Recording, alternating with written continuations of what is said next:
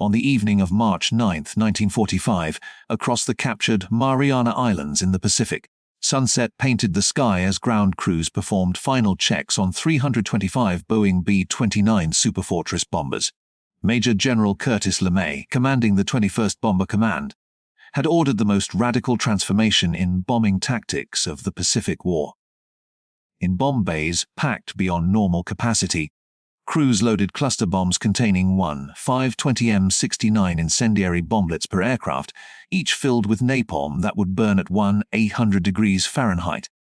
The objective was both strategic and controversial: the densely populated Shitamachi district of Tokyo, where 750,000 people lived in wooden homes packed into just 12 square miles. At 17:35 hours, the first Silver B-29 lifted off from Guam's North Field. Through the gathering darkness came the roar of Wright R-3350 engines as bomber after bomber took to the skies, flying individually rather than in formation, stripped of most defensive guns to carry double their normal incendiary load. Leading the attack were Pathfinder aircraft that would mark the target with a burning X visible from miles away, followed by the main force dropping their loads from just 5,000 to 7,000 feet, a fraction of their designed bombing altitude. What unfolded next would demonstrate the overwhelming power of American incendiary warfare and reveal why Japanese air defenses, despite their determination, could not prevent history's most devastating single air raid. The American Boeing B-29 Superfortress had arrived in the Pacific theater as the most technologically advanced aircraft of World War II. This revolutionary bomber required over 1.4 million engineering man-hours to design and represented an investment of $3 billion, far exceeding the Manhattan Project's $1.9 billion cost. The four-engine heavy bomber incorporated groundbreaking features: pressurized crew compartments, remote, controlled gun turrets, and the most powerful piston engines ever fitted to an aircraft. Manufacturing was distributed across the nation, with Boeing producing bombers at Seattle, Renton, and Wichita, the Glen L. Martin Company at Omaha, and Bell Aircraft Corporation at Marietta, Georgia. Each B-29 stretched 99 feet in length with a wingspan of 141 feet, powered by four Wright R-3350 duplex Cyclone engines, producing two 200 horsepower each. The aircraft could carry up to 20,000 pounds of bombs over a combat radius of 600 miles, flying at altitudes up to 850 feet with a maximum speed of 7 ft. By March 1945, American factories had delivered approximately 2,000 B-29s to combat units, with production accelerating toward the eventual wartime total of 970 aircraft. This massive manufacturing effort demonstrated American industrial capabilities. Boeing's Wichita plant alone was producing 4.2 Superfortresses per working day. Standing in stark contrast was Japan's air defense system. By early 1945, the Imperial Japanese Army and Navy operated separate, uncoordinated command structures with minimal communication between services.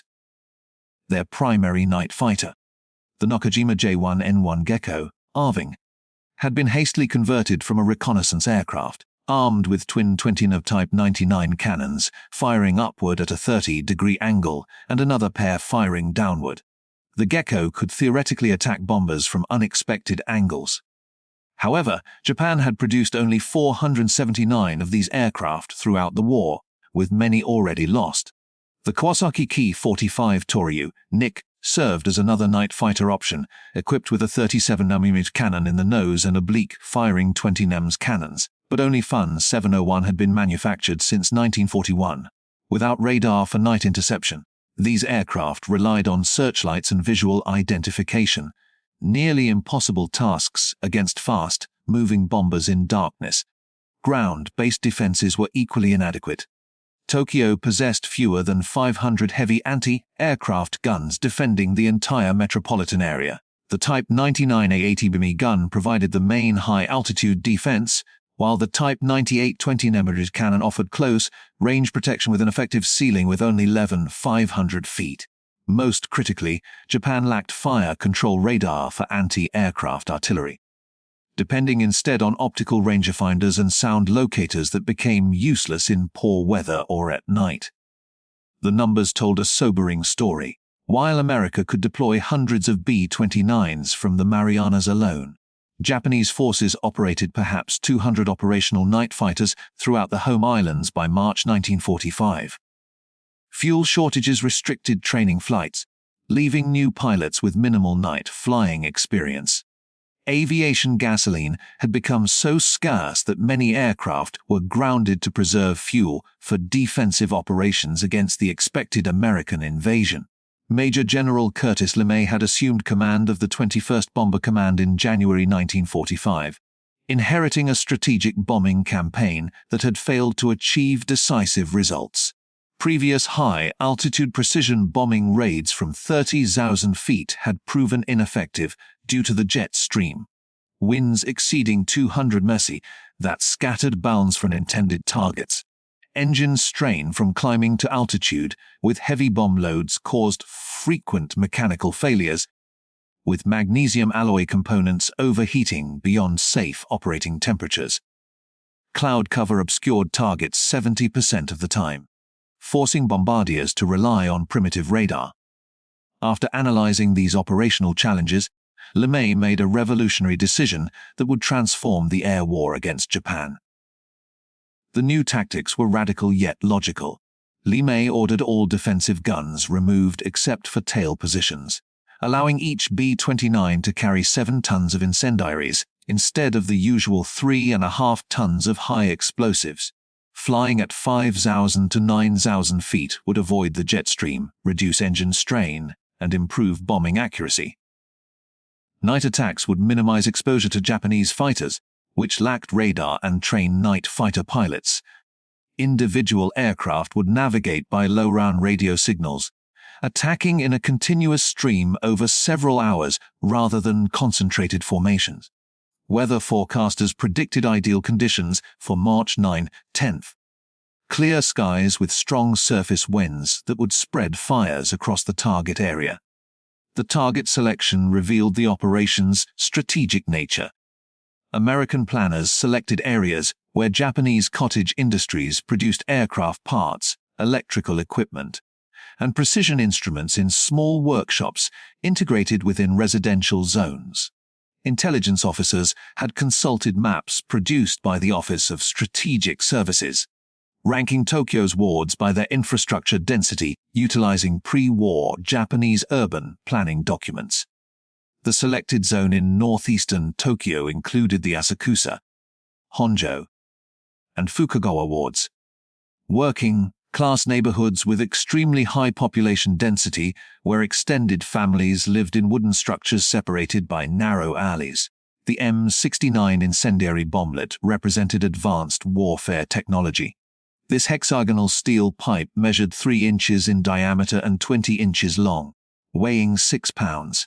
Unlike earlier thermite or magnesium designs that burned hotter but could be extinguished, the M-69 used napalm, jellied gasoline developed by Standard Oil and Harvard University scientists, dropped in E-46 aimable clusters of 38 bomblets that separated at 2,000 feet altitude. Each M-69 deployed a cotton streamer to orient its fuse downward. Upon impact, a time delay fuse burned for 3 to 5 seconds before a white phosphorus charge ignited, dispersing flaming napalm up to 100 feet in multiple directions. The delayed action ensured the weapon would be lying on its side when it detonated, maximizing the spread of incendiary material through buildings. Testing at Dugway Proving Ground in Utah had proven the M-69's effectiveness against replica Japanese residential structures. The weapon created multiple ignition points across wide areas with napalm that adhered to surfaces and resisted water-based firefighting efforts. A single B-29 carried 40 cluster bombs containing 520 individual bomblets, with 279 bombers ultimately reaching the target from the 325 launch. Operation Meeting House would drop approximately 424,000 incendiary bomblets on Tokyo, creating an unprecedented concentration of incendiary devices. American planners calculated this density would create a sustaining conflagration, where separate fires would merge, generating powerful wind currents that would spread the inferno beyond the initial impact zone. The first B-29 lifted off from Guam just after 5:30 p.m. on March 9th, piloted by the mission commander, Brigadier General Thomas Power of the 314th Bombardment Wing. Over the next hours, bombers took off at 50-second intervals from 3 island bases. The 14-hour round trip would test both men and machines to their operational limits.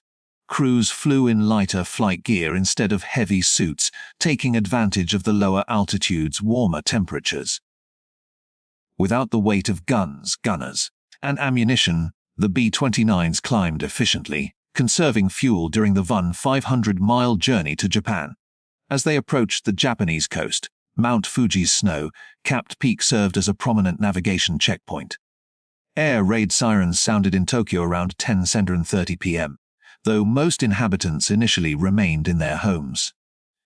Previous high-altitude raids had caused limited damage, creating widespread complacency. Tokyo's civil defense preparations proved inadequate for what was approaching. The city had only 18 concrete air raid shelters capable of protecting 90,000 people out of 4.3 million residents. Most families relied on boko, shallow trenches covered with boards or simple dugouts that offered minimal protection against incendiaries. The city's 8,000 firefighters possessed mainly hand pumps and bucket brigades designed for peacetime emergencies. Neighborhood associations had organized civilian firefighting groups consisting primarily of elderly residents, women, and teenagers equipped with sand buckets and water containers. The first Pathfinder B-29s arrived over Tokyo at 12:08 a.m. on March 10th, approaching from different directions to mark the target zone. Flying at just 5,000 feet, they dropped M47 napalm bombs that immediately created visible fire markers, forming an enormous burning X. The main force arrived minutes later, with bombardiers aiming for the illuminated marker. Weather conditions proved significant for the operation: clear visibility with surface winds between 17 and 28 mph, though gusts reached up to 45 mph. As the M69 clusters separated and descended, observers described them as metallic objects glinting in the firelight, a sight that preceded unprecedented urban destruction. Within minutes, thousands of individual fires erupted across the target zone. The strong winds quickly spread flames from building to building, merging separate blazes into a massive conflagration. Temperatures at ground level exceeded 1,800 degrees Fahrenheit, sufficient to melt glass and metal infrastructure. The superheated air created powerful updrafts, generating intense wind vortices that lifted debris high into the air. Streets became impassable as asphalt ignited and wooden buildings collapsed from the extreme heat.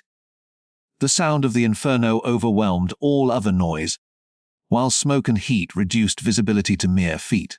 24-year-old Yoshiko Hashimoto was at home in Tokyo's Sumida district with her 13-month-old baby when the attack began. Her husband, an army officer, was on guard duty across the city. She would later provide testimony for historical records. The B-29s were dropping numerous firebombs, and it sounded like heavy rain.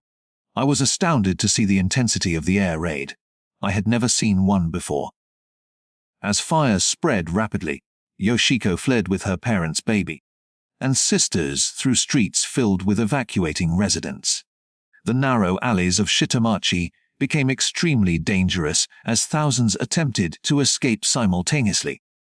Parents became separated from children in the confusion. Elderly residents who fell were unable to continue. Firefighting brigades abandoned their equipment when temperatures made it impossible to approach the flames. At the Sumida River, Yoshiko witnessed scenes of chaos. Burning debris was falling around us and the wind was intensifying. Burning materials, signboards, wooden doors, and household items were airborne. Warehouses on both riverbanks were engulfed in flames. Her father pushed her and the baby into the water, an action that saved their lives. but her mother perished along with Yoshiko's father and sister. Across the burning district, similar tragedies occurred repeatedly.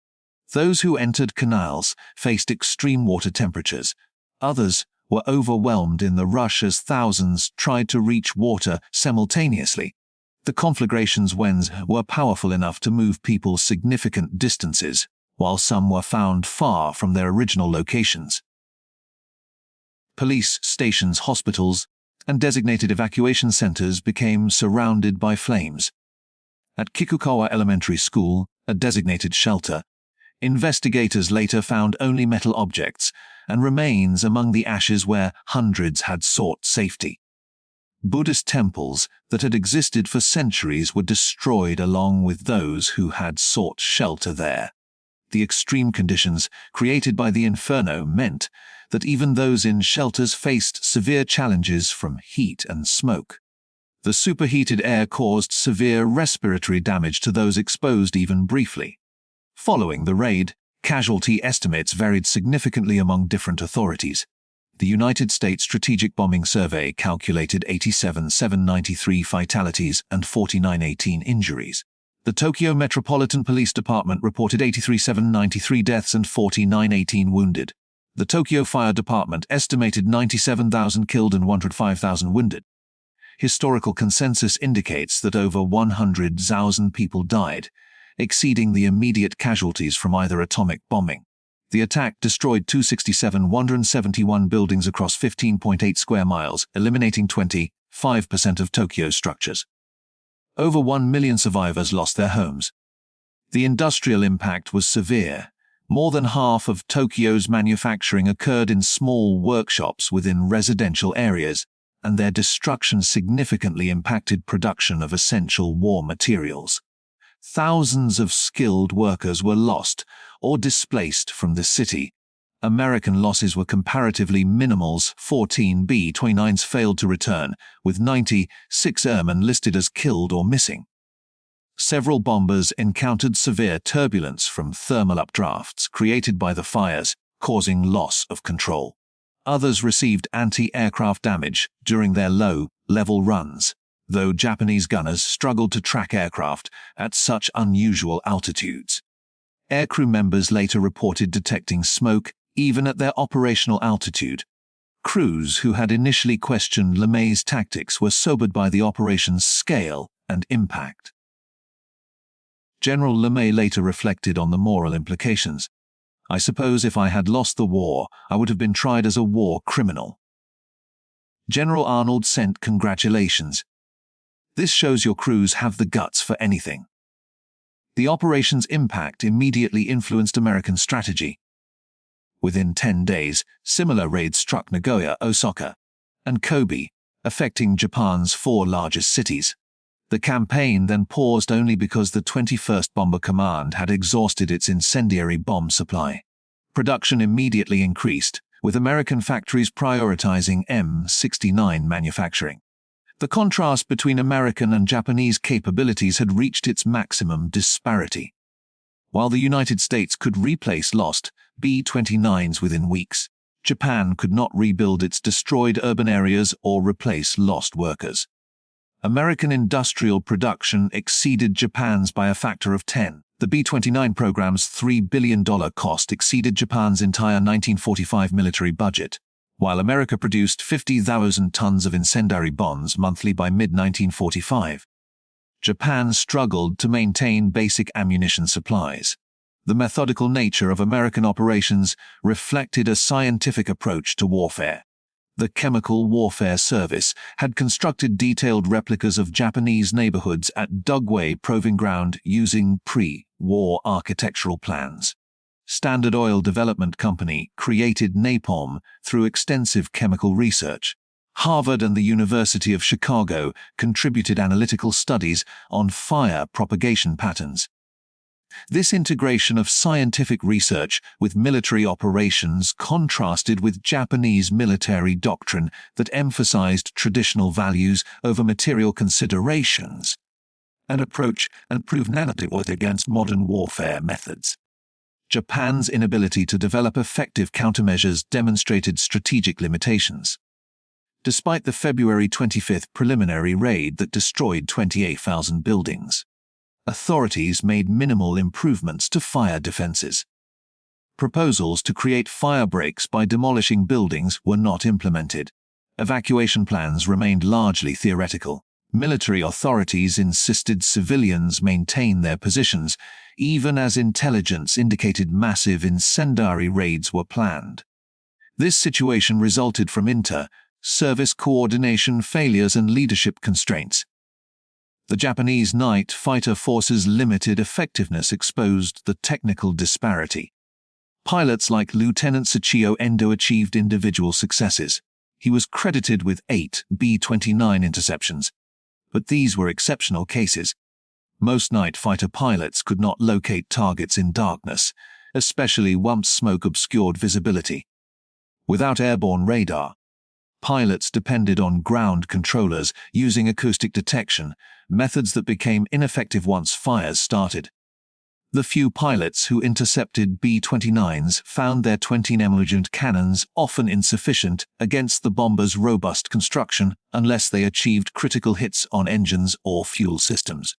Some pilots attempted ramming attacks, sacrificing themselves for single bomber kills. Tokyo's fire department exemplified Japan's infrastructural limitations. The city operated 286 fire engines, mostly manual pump units requiring multiple operators. Water pressure was insufficient for large-scale firefighting, while infrastructure damage compromised the water distribution system. Fire department procedures emphasized protecting individual structures through traditional methods. Approaches inadequate against thousands of simultaneous ignition points. When the conflagration began, most fire companies were overwhelmed rapidly, their equipment destroyed and personnel forced to evacuate.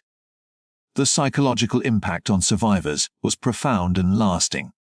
Many described feeling that traditional protection systems had failed.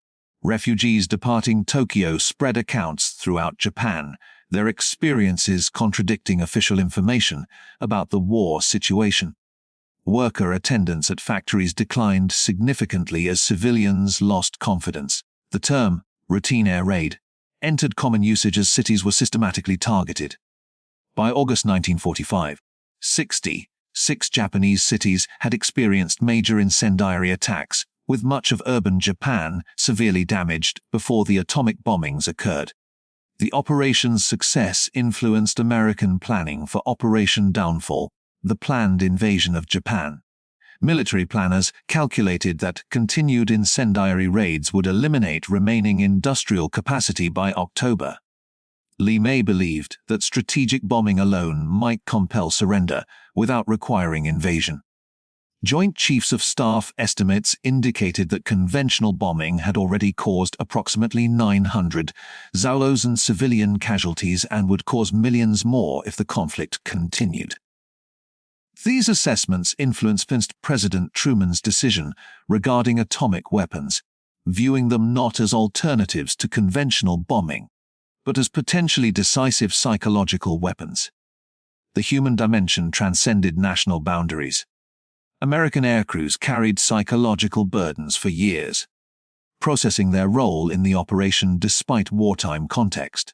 Richard Bale of the 9th Bombardment Group could observe the fires clearly from his aircraft, an image that remained with him. Japanese survivors lived with lasting physical and emotional effects. Families on both sides experienced irreplaceable losses that affected multiple generations. The raid created numerous orphans and widows, overwhelming social support systems and contributing to post-war challenges.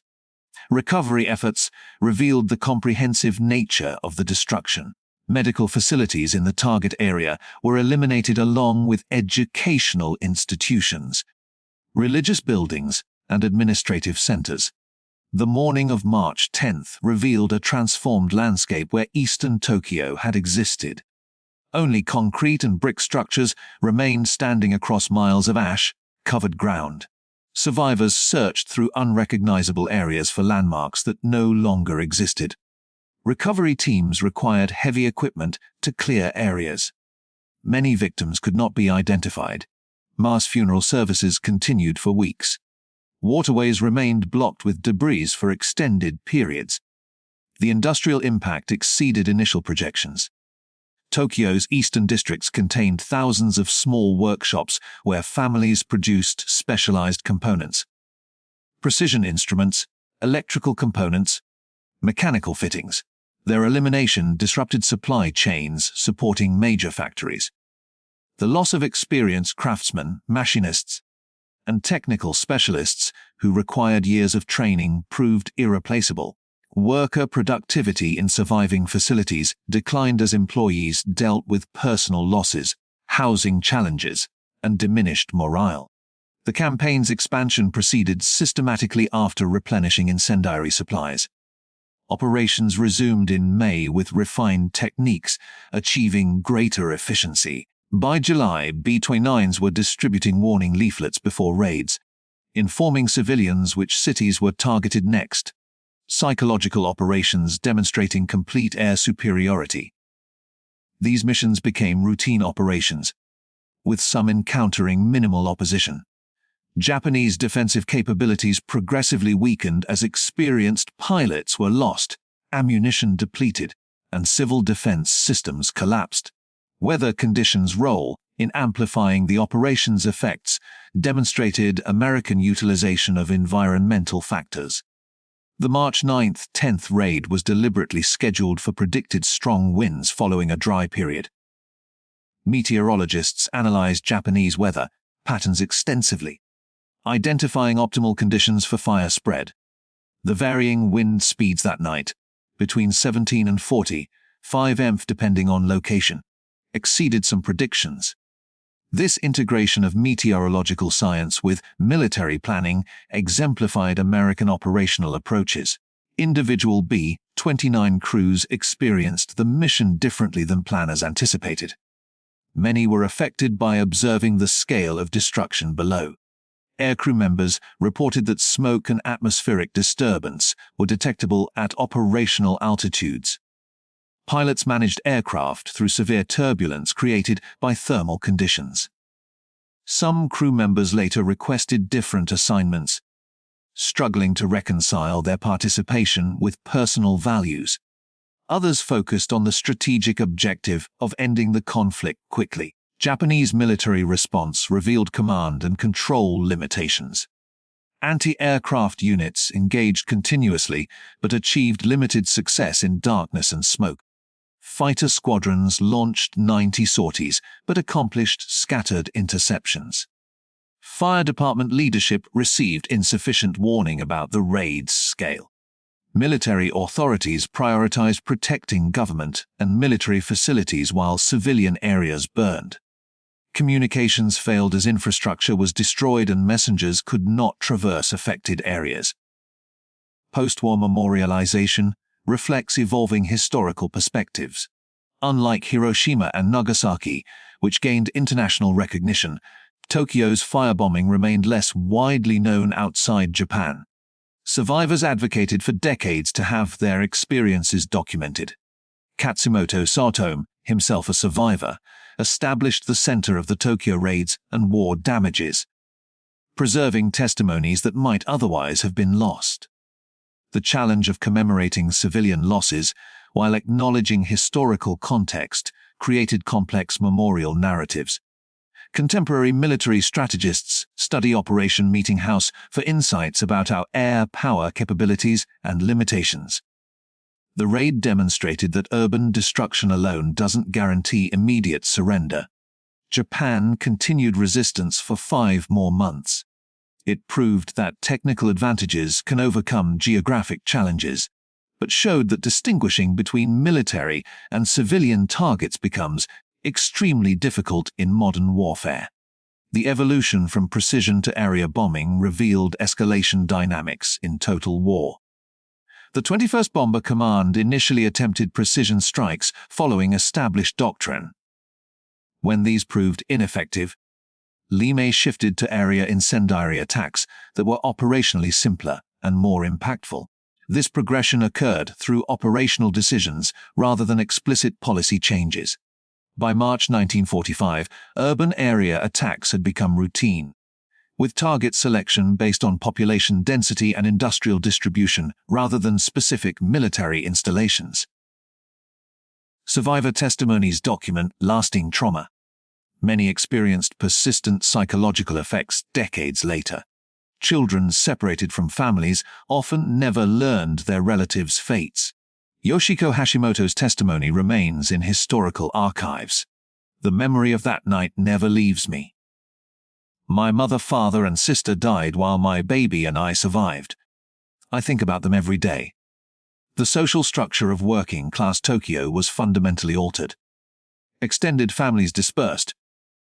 Traditional businesses eliminated. Neighborhood networks that had existed for generations disappeared overnight.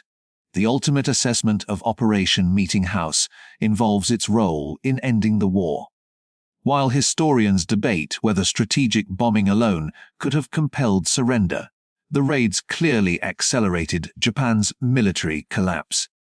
The systematic urban destruction created conditions where continued resistance became increasingly difficult. Emperor Hirohito later referenced the bombing campaigns and domestic situation as factors in the surrender decision. The 100,000 who died in Tokyo contributed to ending a conflict that invasion might have prolonged, potentially causing millions more casualties. A calculation that provides little comfort to survivors but influenced strategic decisions. The story of Operation Meeting House illustrates warfare's evolution from limited military engagements to comprehensive societal conflicts. Residential areas built over generations were destroyed in hours by weapons manufactured thousands of miles away. The conflict that began with territorial expansion ended with advanced technology affecting civilian populations who had minimal direct military involvement. The disparity between B-29s carrying sophisticated incendiaries and Japanese defenders equipped with basic firefighting tools illustrated the importance of industrial and technical capabilities. The historical irony remains that this operation's impact was overshadowed by atomic bombings 5 months later. The greater immediate casualties of March 10th became less prominent compared to nuclear weapons' unique nature, allowing conventional bombing to receive less scrutiny. This historical perspective permitted continued development of conventional area, effect weapons, and various incendiary weapons in subsequent conflicts, without the prohibition associated with nuclear arms. The statistics provide only partial understanding. 325 B-29s launched, 279 reaching target, 1665 tons of incendiaries dropped, 15 square miles affected, 267 171 buildings destroyed, 100,000 casualties, 1 million displaced. Behind each number were individuals. American aircrew members executing military orders.